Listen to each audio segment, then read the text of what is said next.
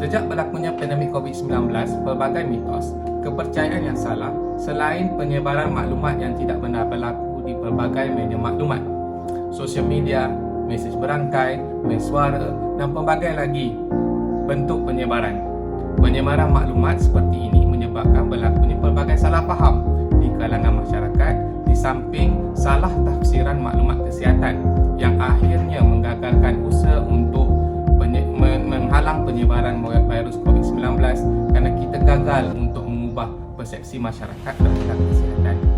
Melalui video ini, beberapa mitos dibongkarkan dan disertakan dengan pembetulan fakta. Fenomena seperti ini telah diterangkan di dalam satu teori iaitu Half Belief Model. Teori ini telah menyenaraikan 4 konstruk, iaitu 1. Persepsi subjektif seseorang terhadap risiko untuk mendapatkan penyakit. Kedua, perasaan seseorang terhadap keseriusan dijangkiti penyakit, yang mana ianya boleh menyebabkan kematian atau pencatatan. Ketiga, persepsi seseorang mengenai keberkesanan pelbagai tindakan yang ada untuk mengurangkan ancaman penyakit.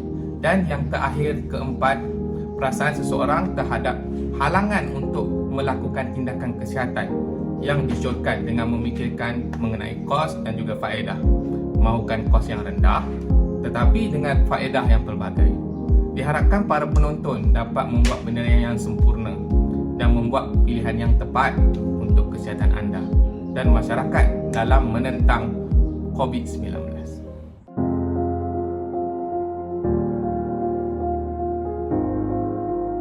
Saya dah lihat ramai yang mula bertanya saya berkenaan dengan bunga cengkeh. Mereka mengatakan bahawa wak bunga cengkeh dapat membunuh COVID. Jadi betul ke? Satu video viral yang saya lihat yang mengatakan bahawa minta kita semua menggunakan wak bunga cengkeh untuk membunuh COVID dan akhirnya kita dapat membantu frontliner. Jadi saya nak beritahu bahawa wak bunga cengkeh tidak dapat membunuh COVID. Memang ianya digunakan secara tradisional untuk mengurangkan gejala batuk dan sesama dan ianya terbukti berkesan.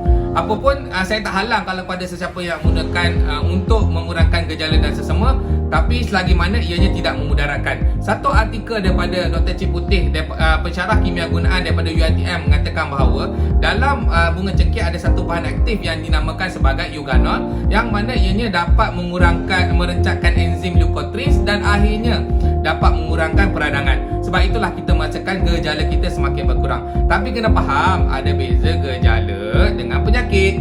Memang ianya dapat mengurangkan gejala, tapi ianya tidak dapat menyembuhkan penyakit.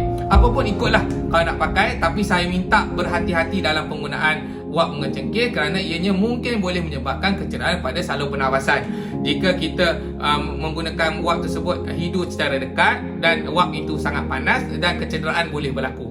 Apapun, jika dah sesak nafas, cepat-cepatlah berjumpa doktor. Jangan terus guna wak tersebut.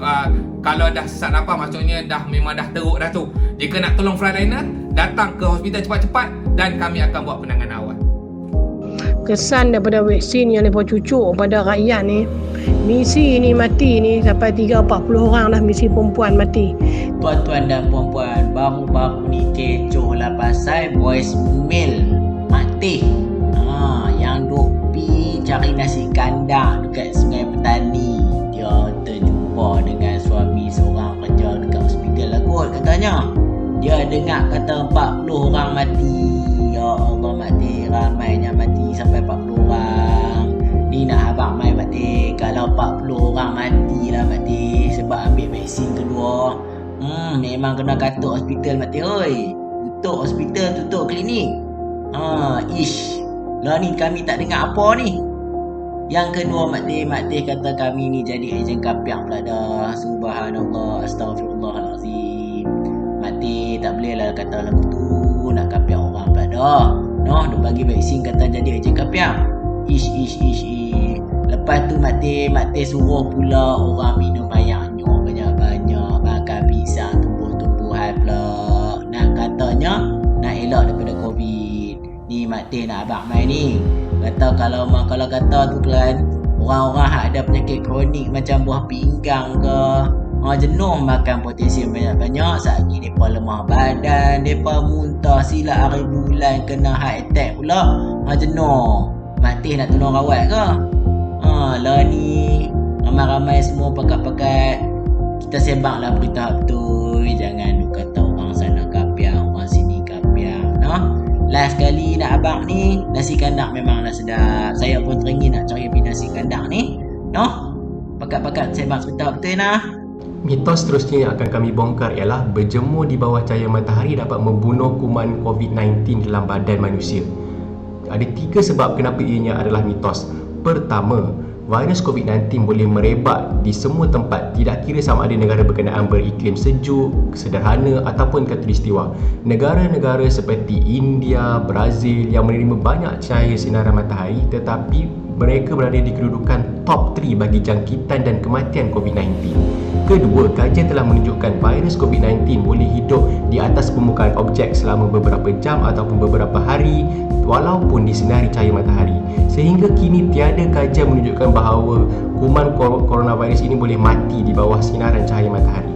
Dan yang terakhir, ada yang kata berjemur di bawah cahaya matahari untuk meningkatkan sistem imun badan bagi melawan COVID-19 ini. Tetapi tahukah anda, berjemur di bawah cahaya matahari yang terik pada masa yang terlalu lama boleh menyebabkan kesan-kesan buruk seperti sunburn, penuaan kulit secara peramatang dan juga kanser kulit. Oleh itu, jauhilah daripada mempunyai mitos yang tidak benar ini. Anda gemar berkebun? Saya suka kerana berkebun boleh memberikan kita idea berfikir untuk menyelesaikan masalah. Masalah duniawi lah, bukan akhirat. Jadi, untuk kekalkan sayur-sayur saya segar dan elok, saya gunakan bantuan nenek moyang kita dengan menyembur air rebusan daun semanggu atau orang kita kata daun neem untuk menghalau serangga perosak daripada makan daun dan juga batang sayur-sayur itu. Oh ya, sebelum terlupa, daun semanggu ini juga orang kata boleh mencegah daripada terkena jangkitan kuman COVID-19. Adalah vaksin macam tu, betul ke? Saya pun terkejut. Tiba-tiba air stok rebusan daun semanggu saya ini untuk halau serangga perosak boleh mencegah COVID-19 pula. Apa lagi? Teruslah packing banyak-banyak nak jual kat jiran-jiran. Tak gurau saja. Sebenarnya, bila diteliti balik, tak ada bukti saintifik pun yang menyatakan properti dalam daun semanggu ini mampu untuk mencegah COVID-19 seperti mana yang diklaim banyak pihak. Banyak kajian dan ujian klinikal diperlukan untuk membuktikan keberkesanan suatu properti. Wahai manusia sekalian, vaksin telah pun tiba. Inilah masanya. Jom cegah COVID-19 bersama. Lindung diri, lindung semua. Terusnya, sebelum ini kita dikejutkan dengan video seorang lelaki meminum cecair peluntur yang dicampur ke dalam teh yang didakwa mampu membunuh virus COVID-19. Faktanya tindakan ini sangat berbahaya dan boleh membawa maut. Cecair peluntur atau dikenal juga sebagai sodium hypochlorite digunakan sebagai ejen pemutih.